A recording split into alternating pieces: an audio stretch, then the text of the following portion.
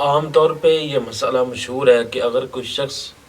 نماز ادا کر رہا ہے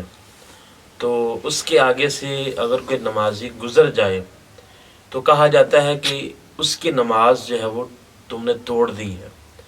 تو یاد رکھیں کہ اگر کوئی شخص نماز پڑھ رہا ہے، اس کے آگے سے کوئی مرد یا عورت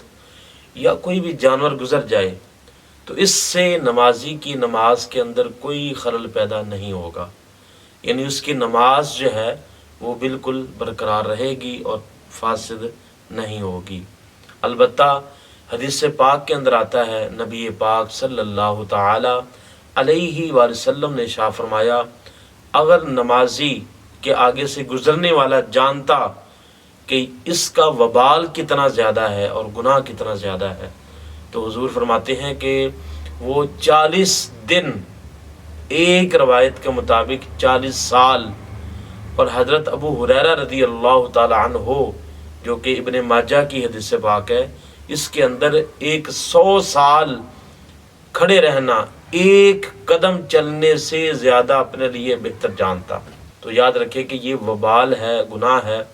ادروائز جو نمازی ہے اس کے نماز میں کوئی خلل پیدا نہیں ہوگا۔